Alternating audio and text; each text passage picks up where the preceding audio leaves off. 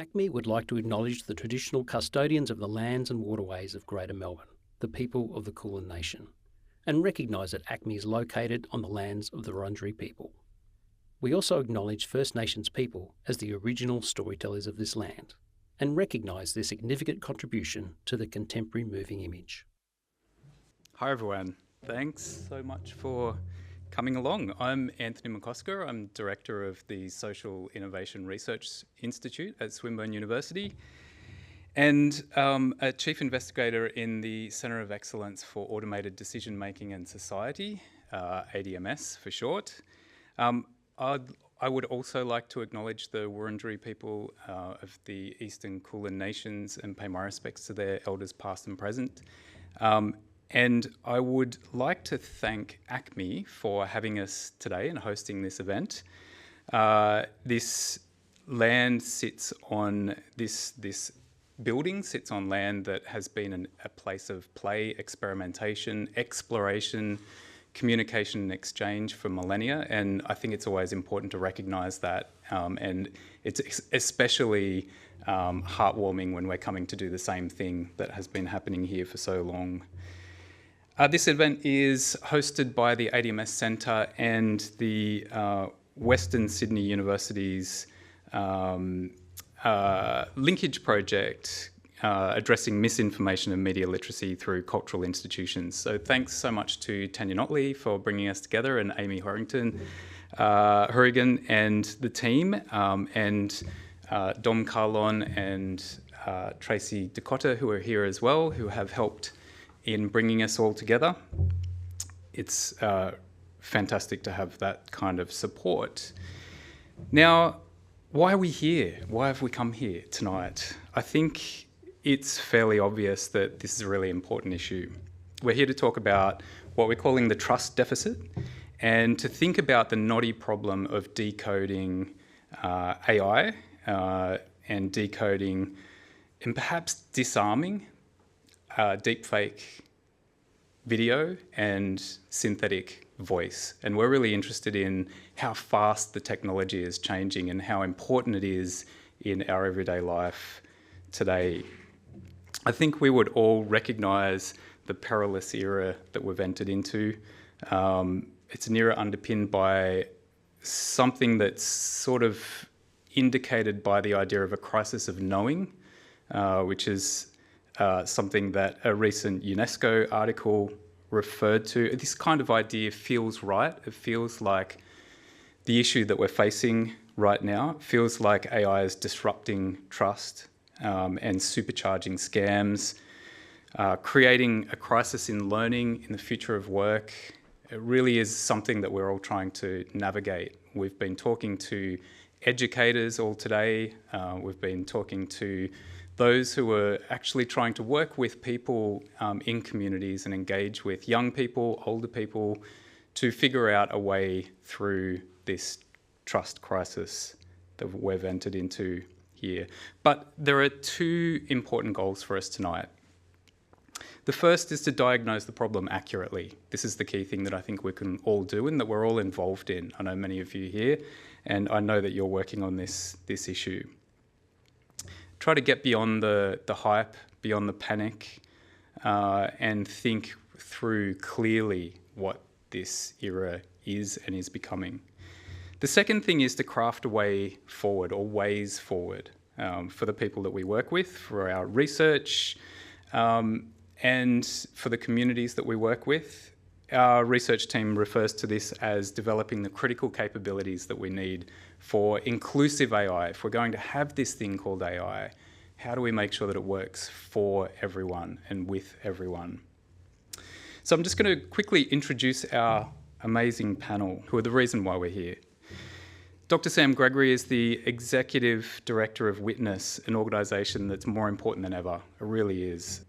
He is an award-winning human rights advocate and technologist and expert on smartphone witnessing, deepfakes, and media authenticity and generative AI.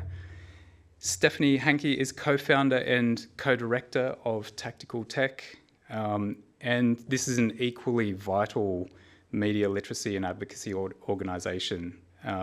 She has more than 25 years experience building public awareness, working with communities, creating action on digital technologies, misinformation, and most recently in the environment and environmental consequences of things like AI, which we'll hear some more about tonight. Mark Doman is with us from ABC. He's the visual journalism lead with ABC's Digital Story Innovations team and a Walkley Award-winning winner for his innovative work in satellite journalism. And I think we'd all agree that public institutions like the ABC are equally crucial for us at this moment. It's really interesting to think about what work it can do in this space in helping us to navigate this trust issue. Okay, so just some quick terminology, just in case you're new to this topic area, to these issues. Generative AI is a class of artificial intelligence systems designed to create convincing new content, and the convincingness is really key. That persuasion and persuasiveness is something that we really need to consider. Creates text, image, audio, code, or video, or all of those things at once. By learning patterns from large data sets and producing outputs. And essentially, I like this idea that it's a machine that's been trained on everything on the internet and now won't stop confidently making things up. And I really think that confidence is well and truly overrated in a lot of cases. This can all be incredibly useful, can be creative, and it can help us to think about what creativity is and what learning is, and how we produce language, video, text, all of those kind of things. But of course, it's also destabilizing our media and communication environments, and that's really important for us to think through. So I want to set the scene really quickly with a quick clip. This is Jackie Lambie country, Burnie, Tasmania. So what do voters here think of this? G'day Tasmanians, it's Senator Jackie Lambie here. I want to make a pledge that if re-elected, I will fight tooth and nail to move the national capital from Canberra to Tassie where it bloody well belongs. What do you think of that? Good on her. I like her. She's good value. I like Jackie Lambie, she's very forthright. The Senator's voice is recognisable and unique. The only issue, this robocall was made with artificial intelligence. ABC News Verify, with the Senator's permission, cloned her voice and made up the announcement. What if I told you that was AI generated? Really? That shocked me, yeah. I think to start with, I was a little bit like, this isn't quite right. Okay, so I wanted to show that clip partly because I just love it. I think it's fantastic on a number of levels. But also because Debbie Malal, who was one of the producers with Matt Marino, is an ADM+S member, a member of our centre, as a PhD student. And so it's always great to see her work and the thought that goes behind it. This clip cost the ABC team only $100 to produce. It takes a really short little piece of someone's voice to clone and create new content. And you can understand the implications of this in so many areas of our life. What is also interesting and useful about this clip, though, is partly the way that it demonstrates the role that our institutions, our media institutions, are now playing in creating trust, in creating transparency, in helping us to understand what's actually happening with our media.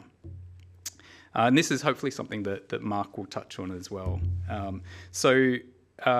There's questions here about the provenance, the authenticity, what the consent and the control that people have over creating this kind of content. Now, I'm going to hand over to our panellists who are going to take us through this topic for around 10 minutes each, and then we'll have plenty of time for questions. And I think you'll probably all have a lot of questions bottled up around this topic, and it'll be great to have that conversation once we've moved through the presentation. So I'll start with Sam. Welcome you to the stage. Thank you. Oops. Great. Thanks, Anthony, Tanya, and the ACMI team for the invitation to be here. Let me jump right in.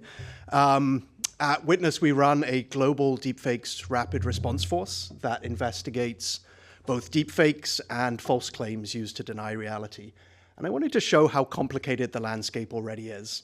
So it's an old still photo that's been animated into an AI video, then passed off as real footage of a prison being bombed, circulated within a coordinated propaganda campaign.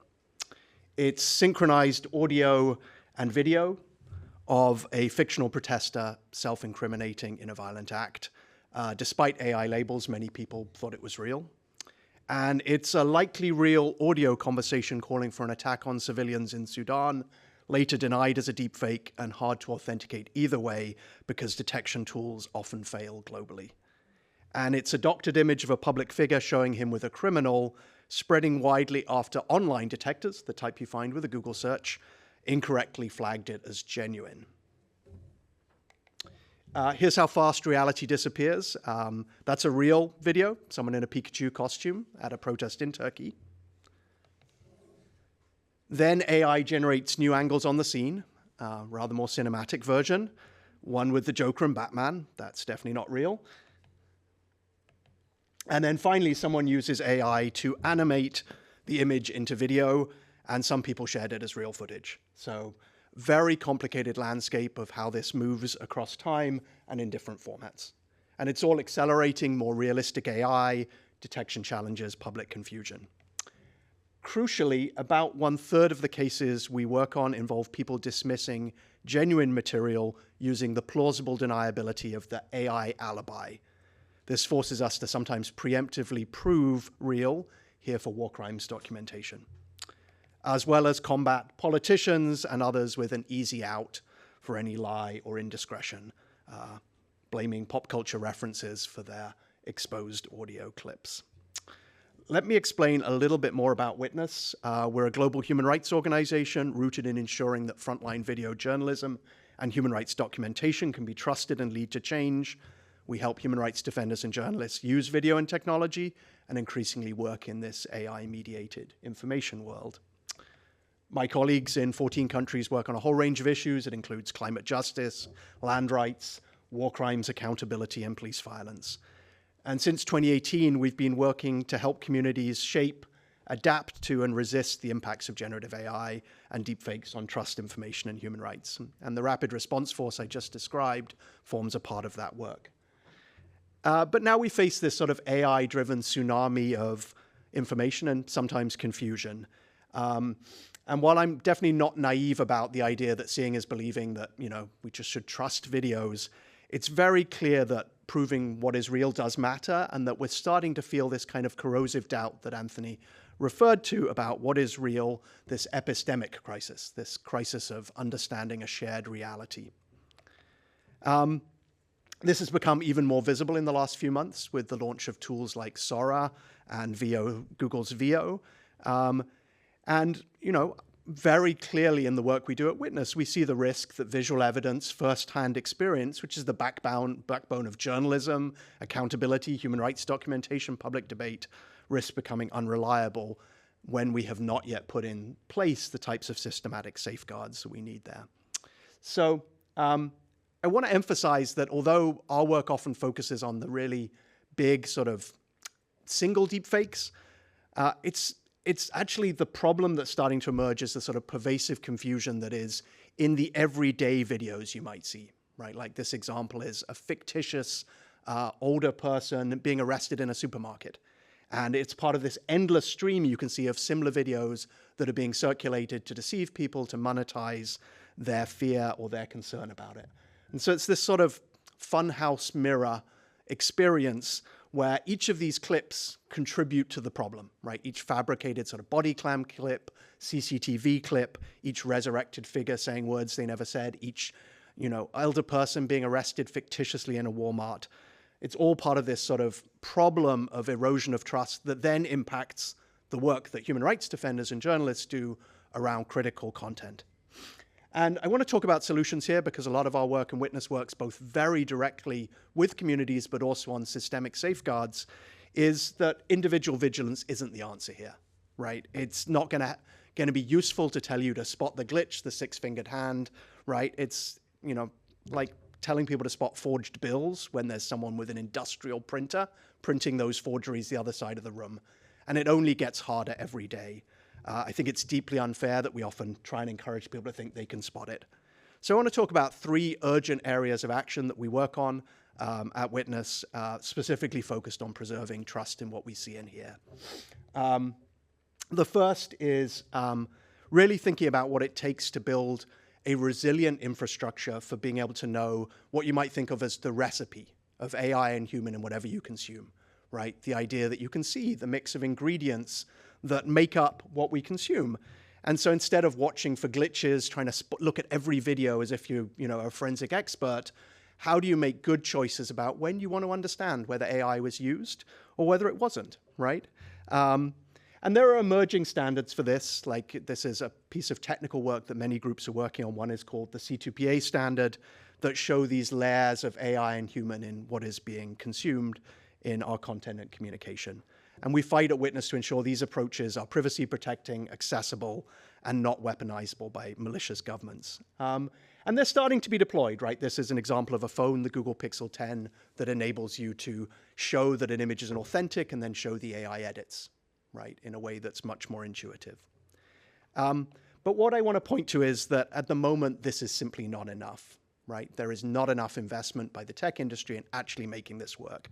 So recent research shows that, you can have those signals in, say, that phone photo, but it doesn't get carried across when it is shared onto another platform or when someone edits it.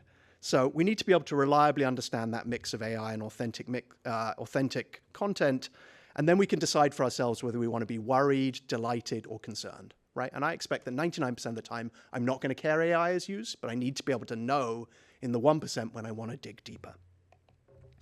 I mentioned detection at the start. It is part of the solution, but it only really works for high-profile select cases, and the tools fail in most of the world, right? In many places where they're deeply needed. They aren't trained on the right data, they don't work on the languages that most of the world speak, they don't function on the media formats they use, and they often aren't easy for journalists to use and others to explain to their audience. We've worked on this at Witness. We build benchmarks to evaluate whether those tools actually work in the real world as opposed to in labs. But we know that even with unlimited resources, they're probably never going to exceed about 85 to 90% accuracy in the real world circumstances. So detection is not going to save us. We need it, but it's not going to save us. I think there's a critical part of this, which is how we equip frontline journalists and human rights defenders, the people we work with at Witness, we often describe it as future-proof their documentation. And so we put what I think is both a nightmare and a realistic scenario in front of them, that every pivotal event will have 100 variants. Every critical witness will have 100 false clones that come out in the next few years.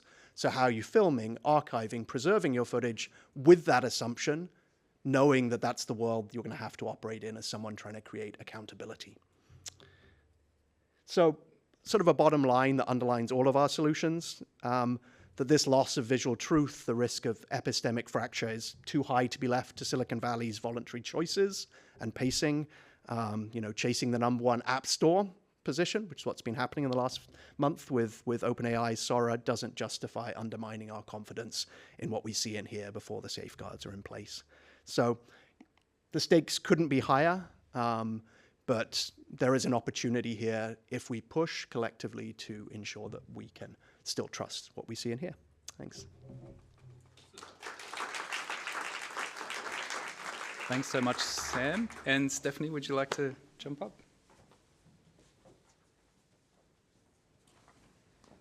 Hi, everyone. It's difficult to come after Sam. I was too busy listening to him to think about that. I have to stand up and talk. So I'm Stephanie Hankey. Let's see if I can get this working. Yeah. I'm the co-founder and co-director of Tactical Tech. We're an organization based in Berlin, but working globally on different ways of thinking about the impact of technology on society. But working a lot on digital literacy and critical literacy around AI. But I'm going to talk right now briefly about some work we're looking at in the area of looking at AI and climate and the information space. In order to some of the things Sam talked about, to look at them in a more applied way in a specific area. So looking at them specifically on climate, how does that play out? So I think when many people started thinking about climate change, when we would start to see the visible effects of it on a regular basis, unfortunately, like extreme weather events, the common wisdom was when people see it for themselves, they'll start doing something, they'll start acting. And that hasn't really happened. This is an image taken from a plane of wildfires. And we've become the sort of the witnesses, or the people doing the documentation of these events. And so we see these images and we kind of think they've not become normal, but we certainly see them more often developed not just by, you know, documentary filmmakers or newsmakers, but also by us. But what's happening, instead of us sort of having this moment of realization, is we're discussing what's happening, and as many of you, if not all of you, have seen and known, is that then there's a speculation about what's happening there. And in a way, these events are so unbelievable that people would rather speculate about how they're manufactured, or how they're not real, or how the images are not real. And on top of that, we're in this context where we are seeing images that are really confusing. So we have this kind of overlapping crisis between the actual climate crisis and the kinds of things that Sam's just been showing, the sort of information crisis, or information pollution, you might want to call it in some sense. So you get this kind of overlapping crisis where you don't know what you're looking at anymore. This is an image, for example, of a supposed extreme weather event in front of a mall in Canada that went on social media and people started panicking. And you can look at that. I mean, I've certainly never seen anything like that, and you might be forgiven, though, for thinking, you know, not knowing if it's AI or not, but it creates panic because people are worried about what's happening, so they're not really looking at the image to see if it's real or not. And that's happening exactly the same time as we are seeing images that are real but look unbelievable. And so in this complicated world where we're seeing images we don't know and understand, and the things that are happening around us are quite frightening, it creates this kind of chaos. This is an image from actual flash floods in Valencia in Spain that then circulated, and people thought it was AI because it's so unbelievable. So we've got into this kind of space where we don't know what we're looking at anymore. And in that context, we're also responding in extreme ways. And so you end up in the context where these things are being increasingly politicized, and people are starting to respond in the context of not only being afraid, but being quite, you know, violent, or in this case, going even with that violence against things like meteorologists and climate scientists. So it's being turned on real people trying to solve these problems. And we're seeing images that, this one's been heavily circulated, I think, but we're seeing images that are confusing in other ways. You know, there was some controversy about this kind of disaster image, and I'm showing them here because early AI-generated images, or the ones we've had more recently, you can spot the difference. I don't know if you can already see the 2 or 3 differences between these images that are supposed to be from the same event that would help you understand whether or not this is a real AI-generated image. But as Sam said, this is like a dead-end street trying to decode this for yourself. What's interesting about it is that these are disturbing images for us for obvious reasons, but they're also disturbing because we've seen things like this. And therefore, what's really going on and what we should be more concerned about is the sentiment that it creates and the panic that it creates, rather than the specifics of whether or not this is the right image. And the traditional tools we have for understanding what's happening, especially around climate change, not only what's happening in terms of the extreme weather events I've been showing just now, but also in terms of climate science, are also being eroded. So deepfakes that Sam was talking about that I just showed is one thing, but the context of then the tools that we normally use to go and find out if that's true or not, like scientific papers, are also being faked. And so we're kind of creating this multi-layered, complex environment to try and understand what's happening. And it's also coming in ways we don't expect. So there's the fake images, but then there's also, you know, things that we do, we normally trust. Okay, we'll trust an individual. We would trust somebody with an opinion. We trust somebody who has followers. We would trust people who maybe sort of get behind a certain issue. But then you have now many examples where the followers or the people who liked the thing are bots, or the people who are expressing an opinion are not even real people.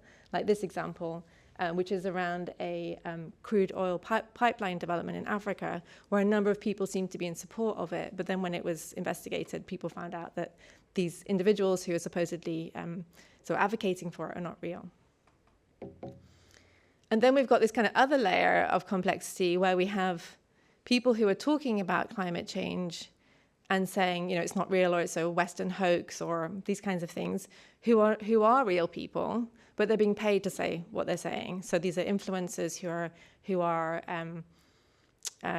who are getting more followers and getting therefore more money for their work by saying certain things. And this is one investigation done by the BBC into a particular farmer in Africa who's considered to be a climate inactivist, as they call them, but is sort of being sort of sponsored by or making money out of these positions, which is more and more common, of course. This is a random example. There are many people doing this, and others who perhaps we're more used to, which is companies getting into this slipstream and trying to set certain agendas. But again, in the most, if we think about the loss of trust in media, and then we go for more and more understanding of like influencers, peer-to-peer media, that kind of thing, then we tend to trust the individual more and more. And in these cases, like this was around the plastics treaty that happened last year, where plastics companies were paying influencers to talk about the benefits of plastic or recycling plastic to move people away from making a global decision about reducing plastic waste. So things that you might think are very authentic, because in this environment where everything's super confusing, we're losing sort of a grip on those as well in the context of environment and climate. But why does all that matter, I think? I think one of the things that we...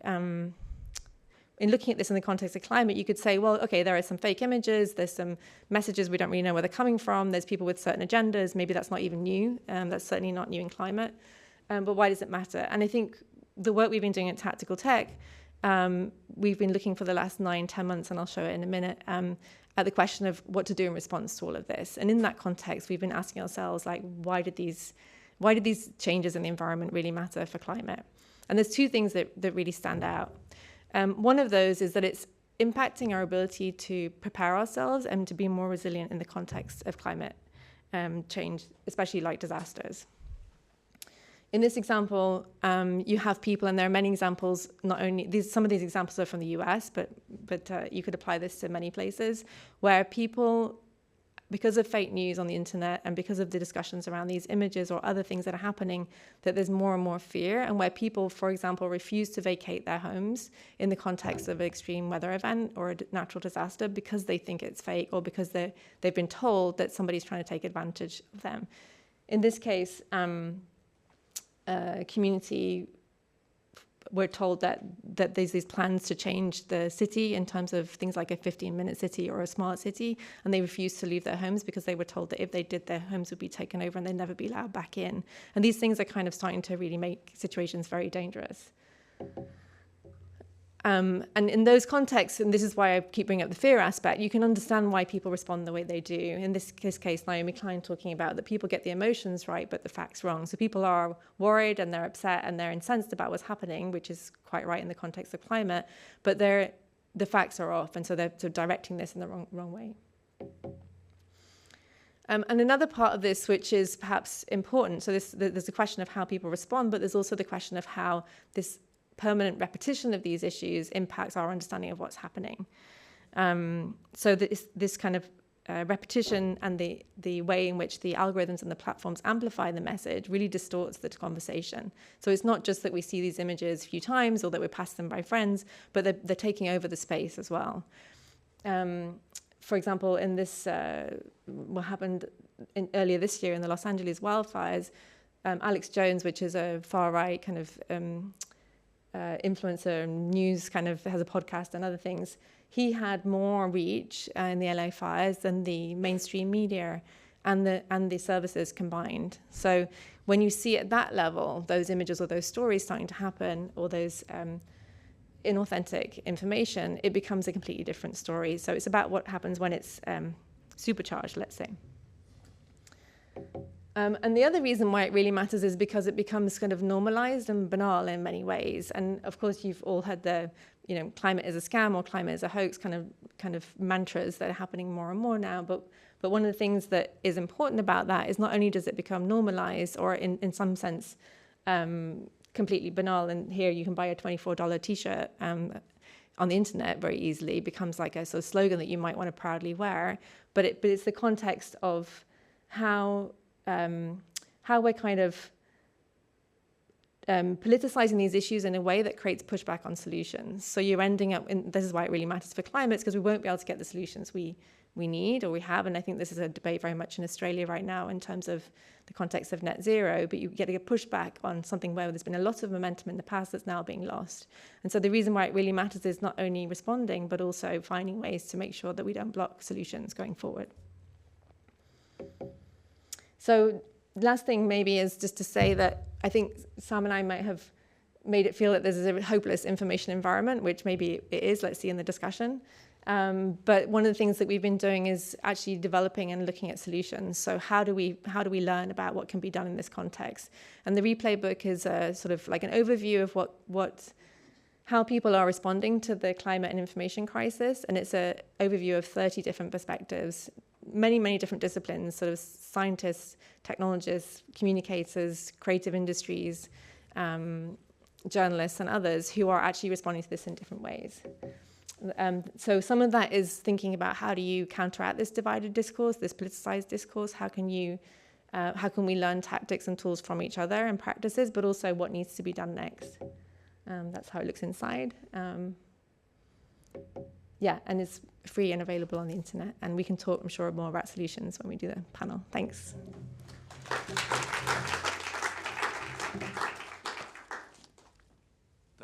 Thanks, Stephanie, and it is a fantastic collection and beautifully designed. So I'll just welcome Mark to the stage.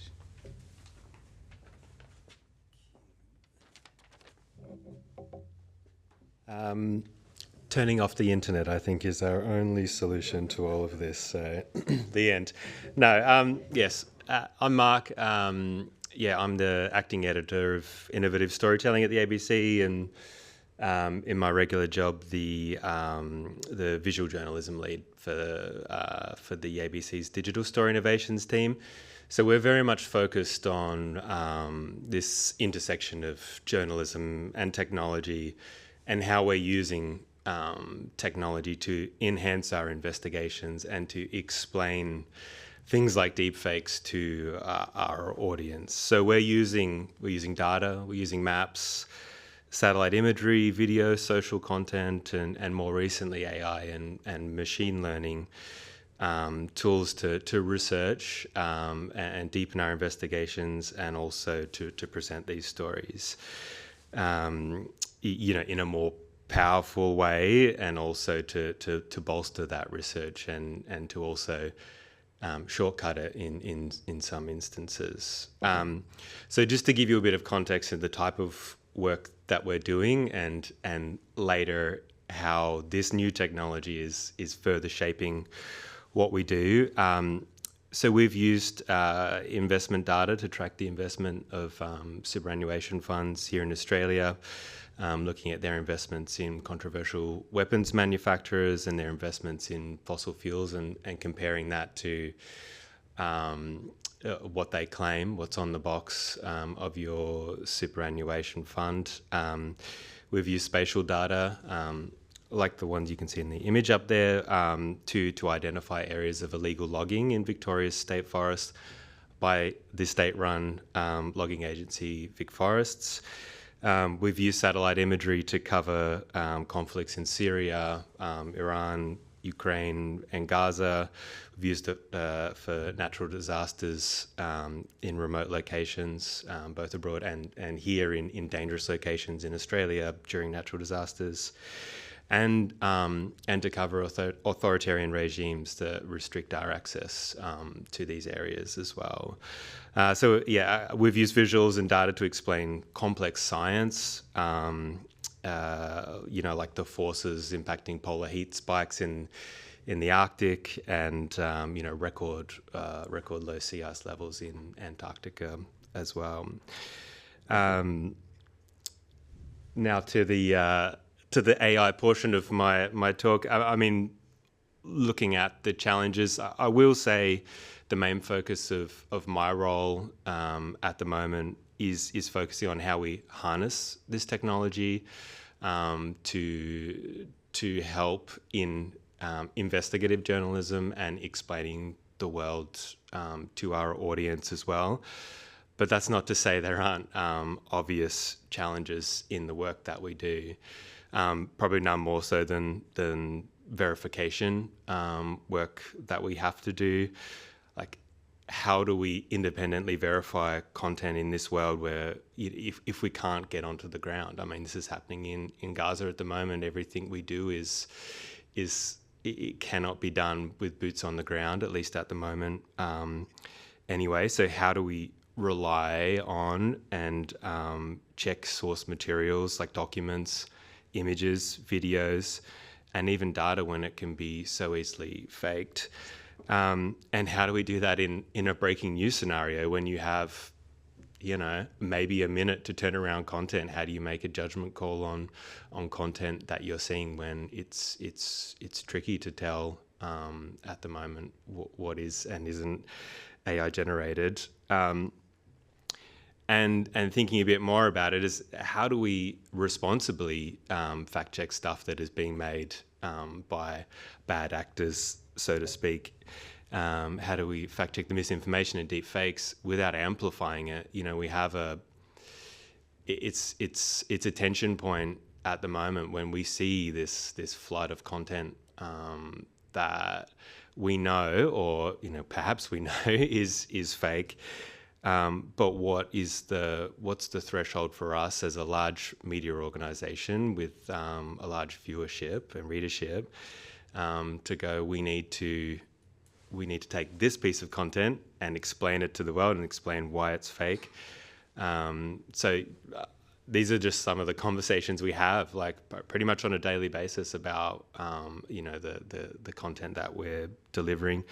In my own use, in my team's own use, how do we set parameters around how we're using this content for producing content for our audience? I think about it in the terms of data journalism, and there's constant conversations about using AI to collect, parse, analyze data.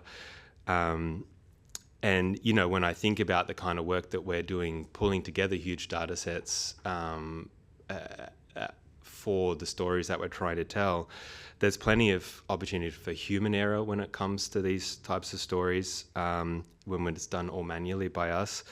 But we seem to have a different appetite for risk when it comes to using computers or AI to do this kind of work. So I don't know what the solution is to that, but these are the kinds of things that we're thinking about when we're talking about the challenges that it presents us.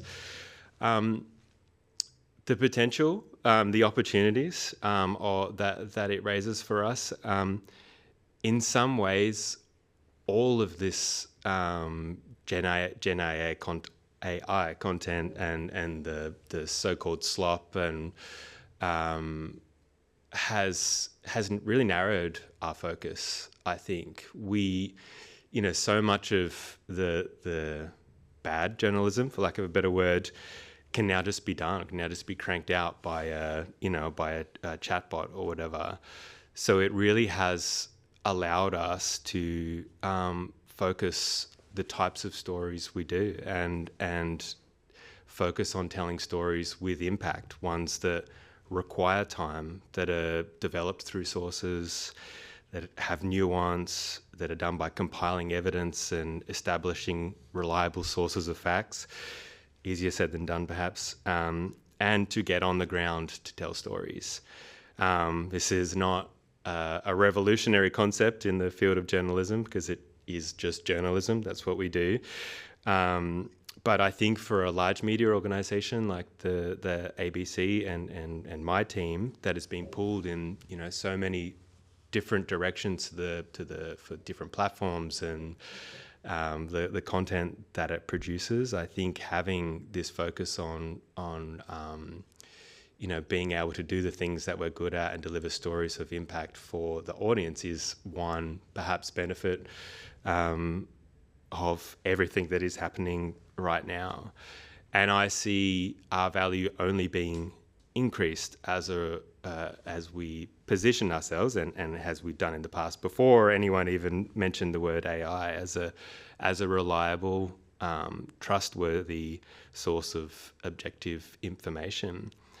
But I think to do this, we need to bring people along for the ride.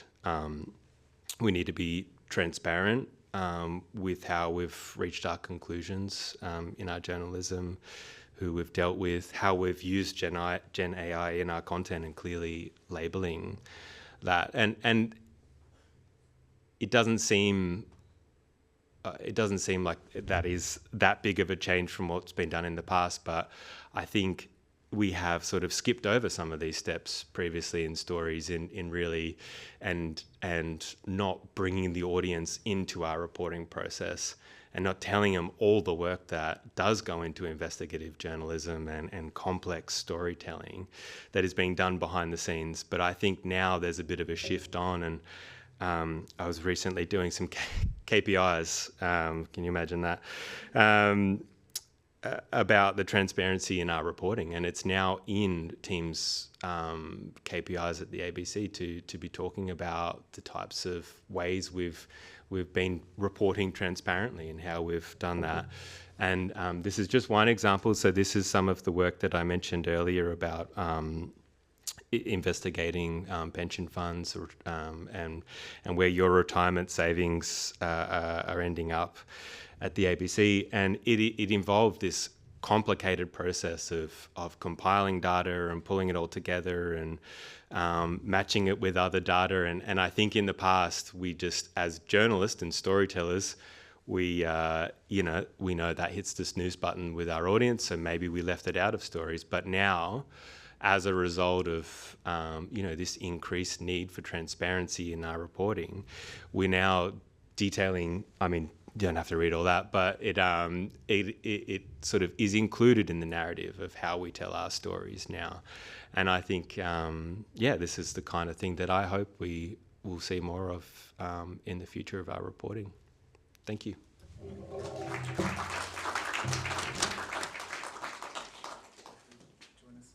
Thanks so much, everyone. I promised myself one question, but I have about 5 in my head. So I'm going to try to frame this one question for all of you to answer, if you can, just to push a little bit further on the idea of the trusted institutions that ordinary people can turn to.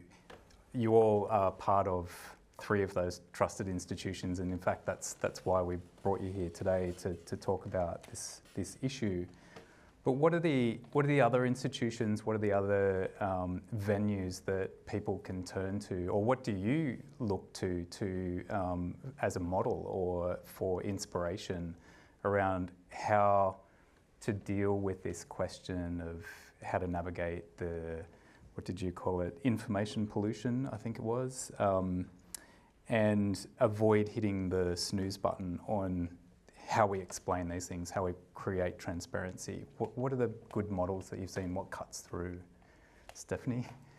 I mean, I think that I'm kind of with the comment you made at the end that maybe traditional institutions will come back. So I just want to add something really positive when I gave a really maybe depressing talk.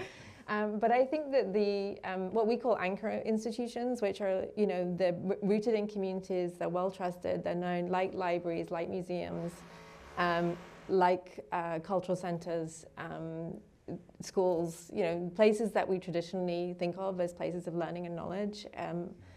And I think they're really now more important than ever. Unfortunately, they often have less funding now than ever. That's one of the challenges, maybe. But I do think that they are places that people can go and have a conversation. Like in-person conversations are really important as well. A lot of our work we do on digital literacy and public engagement is about just giving people the space to ask their questions and to talk to each other about what they're seeing.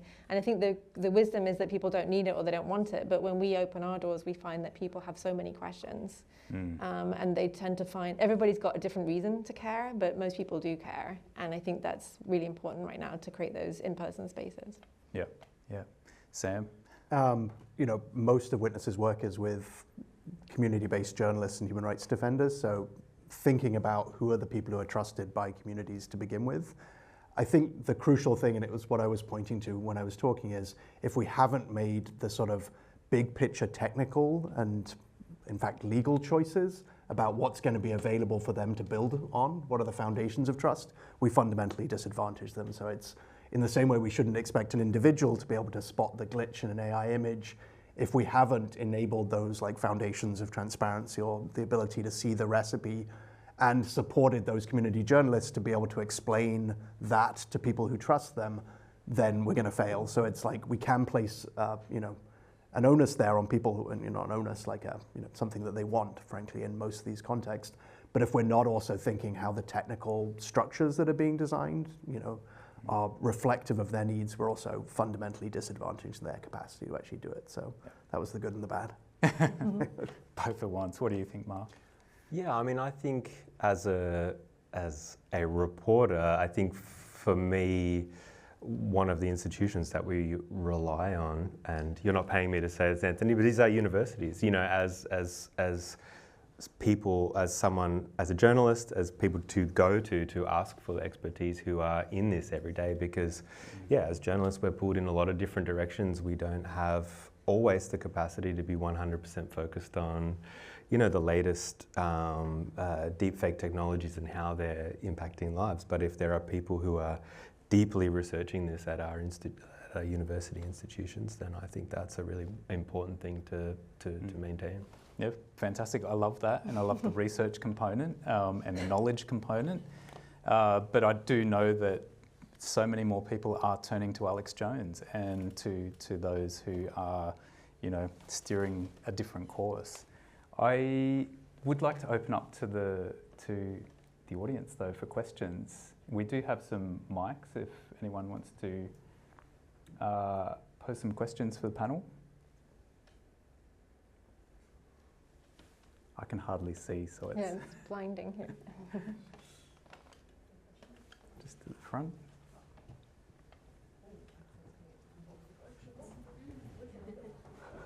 Thank you very much. All right. Hello. Yes. Right. So I've been looking at OpenAI, and obviously Sora came out in October, and also OpenAI became a for-profit business. And I was just wondering, how are we supposed to hold companies like this to account and sort of bring to the awareness how dangerous deepfakes are? Sora has been creating deepfakes from deceased people and public celebrities and all this sort of stuff, and everyday people. How do we bring that danger to them when they're not really motivated to change? It is a profit model. And they're based in the US. They're not necessarily under jurisdictions like Australia that are being more aggressive to this sort of content. Where do we go from there? I think, and I think this is the worrying thing, is that for OpenAI, the collapse of our information system is collateral damage, right? And their interest in the creation of AI video is only a step along the way to something else that they want, right? Better robotics, right? And so for them, this is fundamentally not that important in their bigger mission. So our persuasive power, I think, there's two places. One is public pressure, right? To say this is not okay. The other, and this is very hard in what we have, that it's a very bifurcated world, is how do we look at the places that are starting to legislate and say, there is a responsibility here. Oh. See, Sam Altman is everywhere. Yeah.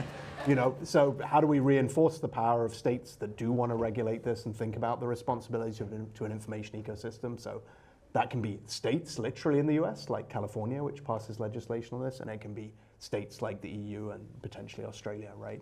So I don't think it's easy because I don't think they have a vested interest, and I think the steps they've taken so far are half measures, and they're not fully resourced in the way that they merit, given the risk that they're creating.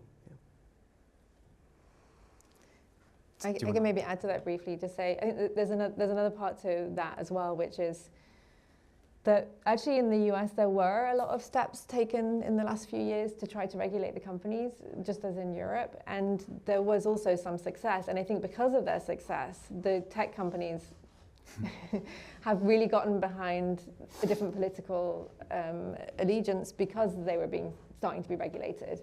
So I think they were well behind the sort of in the US, the Democratic Party, and then there was all this antitrust work, meaning trying to hold those companies to account. And they've also gone very cold on Europe because Europe's been quite successful in putting policies in place. So I think for me the bigger worry is you're absolutely right that these companies not only are taking over but have massive resources at their hands, and they're getting bigger and bigger all the time, and therefore influencing economies and politics and everything else. But they're now aligning themselves politically with parties who won't regulate them. So that's something, and most countries who would are quite scared of them as well because they have such economic power. So that's like a major issue. I think in those contexts, maybe I come back too much to my activist roots, but I actually think resistance is really important. I think just not using it is great. I think calling it out as hype is great. And I think sometimes just saying no is really important. And we're caught up too much, I think, in thinking that we have to use the latest thing, or that we might miss out, or that we're going to be stupid if we don't understand what it is, or all these things. But this stuff isn't artificial and it's not intelligent. Like it's really not. And even the language around it has been designed to make us think that we have to get on board with it, and it's not inevitable. So I think it's a kind of tricky space, because I'm also not advocating for a sort of Luddite or techno pessimist kind of dystopic position, but there's got to be something in the middle, which is more what I would call techno-realism.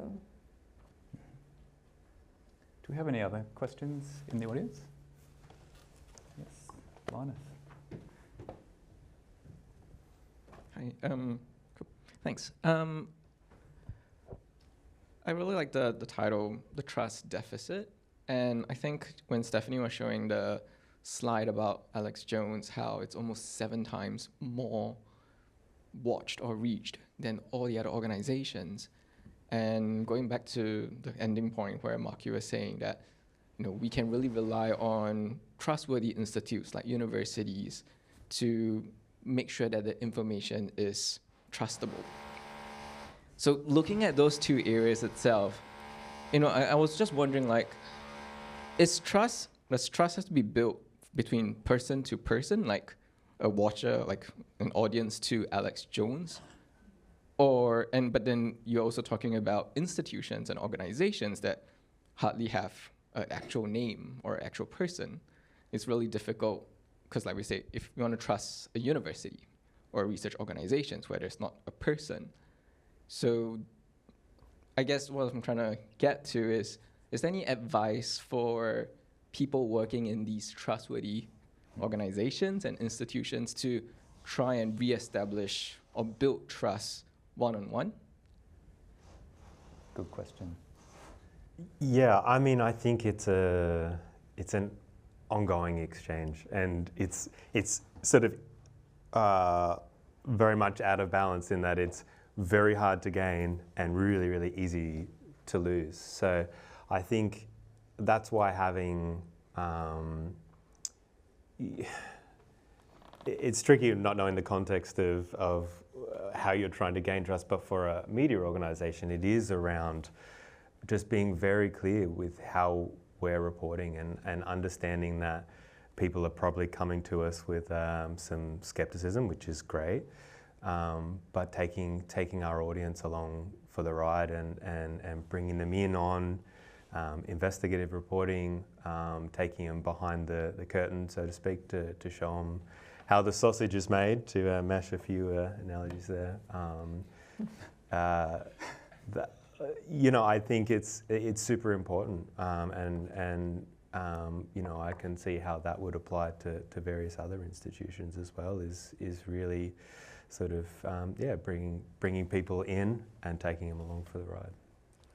Can I just to say that I think one thing that's happening is that traditional institutions are also, because we have to be careful not to say we have to go back, right? We can't, there's a real hazard when change happens. You start thinking, oh, well, it was better when we had, this or that. And I think what's happening with some institutions is that they are sort of modernizing. So I'm thinking about, for example, UNESCO, who just trained influencers on fact-checking. So like if we're going to have tens of thousands of influencers in peer-to-peer media, let's make sure that they know what they're doing, because some of them are doing it completely unintentionally. Like they're trying to do a good job and they're trying to make a living, but they're just not well trained. And so that's one thing I think that needs to happen, is that institutions with the brand and the trust need to kind of start working with these newer forms of information exchange, let's say. But I think that the other thing behind that, maybe slightly differently, is I sort of tried to allude to it a bit, maybe wasn't so clear when I was speaking, but it's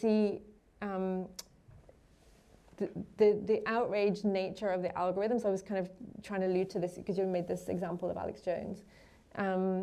One thing is the trusted institutions, but the other is the question of why this is happening. Why is it that so many more people are looking at this information than the ones that should be trusted?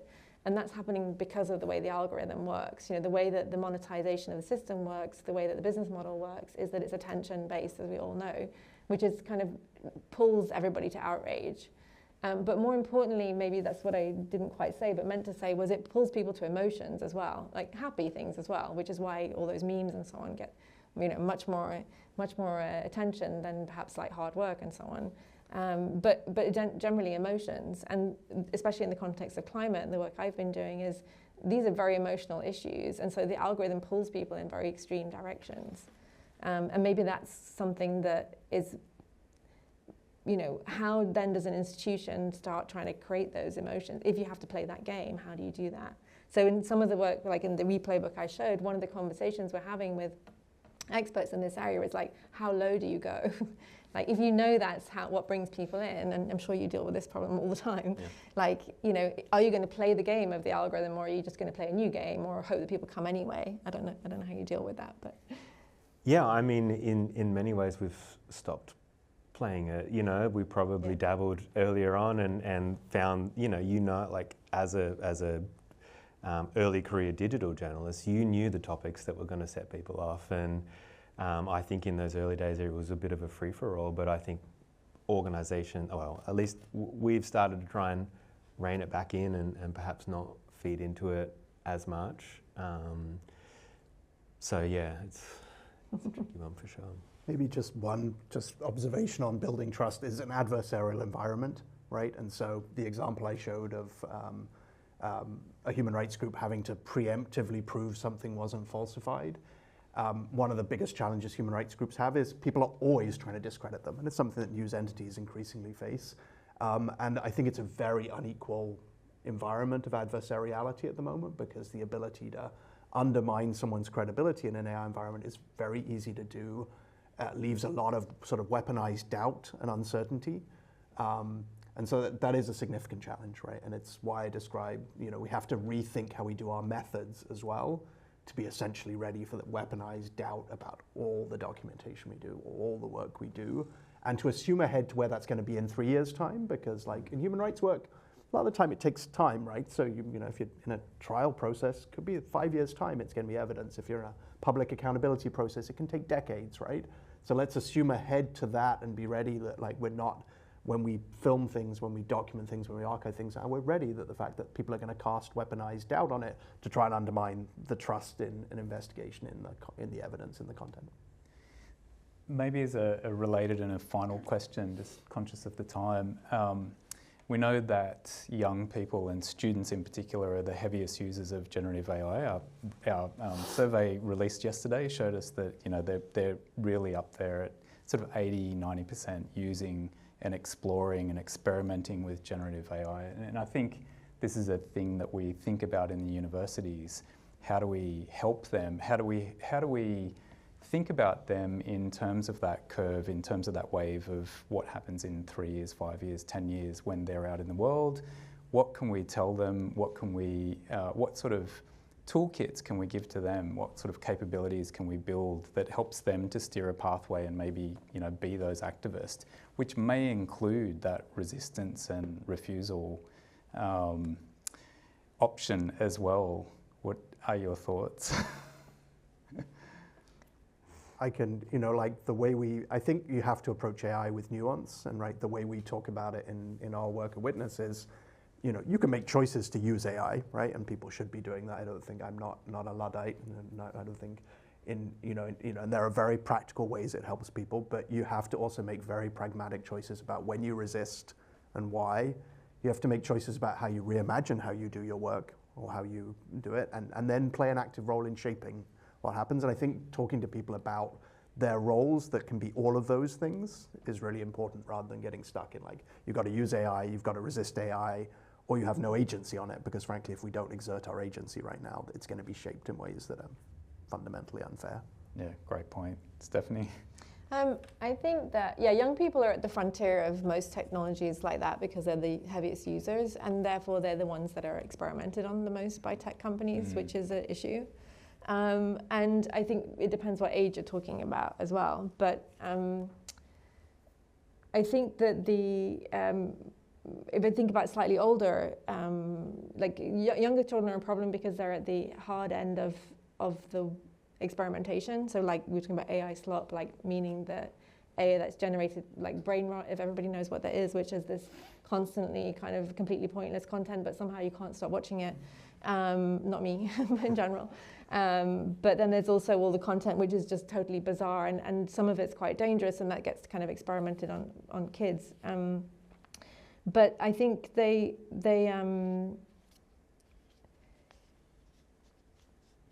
well, I think that one of the things I've been teaching quite a lot of students who are in their early 20s, so slightly older kids.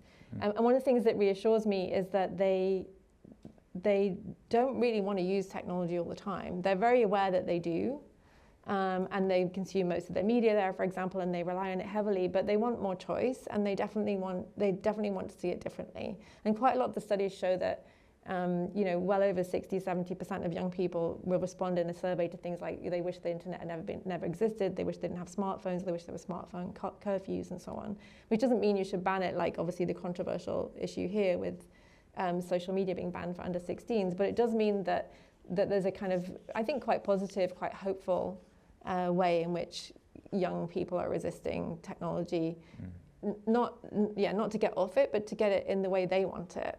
Yep. And the way they want it in their lives. And I think that's what makes me hopeful, because I don't see that they're consuming it certainly in their early 20s, they're not consuming it in a blind way. And I don't know about here, but in Europe, for example, I live in Berlin, the coolest kids in Berlin use a dumb phone. They use like an old Nokia or something. They don't use smartphones. And you see that very often. So I have hope that they will figure it out if we give them enough space and support. Fantastic. And any thoughts about what do we tell journalism students coming into this world that is changing very quickly, and from what you know and what you're doing, Mark? Yeah, I always say it's an exciting time. It feels wild, and it is. When I started in journalism, iPhones were just hitting the shelves. We had dumb phones all the time. They weren't called dumb phones. They were great. So, like a lot of the questions I get asked is like, how do I, what skills do I need to become a journalist these days? And I just think open-mindedness, the ability to learn and to think critically. These are the fundamentals that you need. You don't need to learn the inside outs of how this technology works to report critically on it. In the same breath, we do also need to be hiring more people who really do understand it to write that critical reporting of it. So there's the two ends of the spectrum there, I think. Yeah. Fantastic. We will have to leave it there. I have a million more questions. I'm sure you do as well. We may be mingling in the foyer for some time, so happy to chat there. Thanks again to ACMI for having us here, and Swinburne University, the ADM+S Centre, and Western Sydney University for supporting this event. And thanks for coming along. Thank you.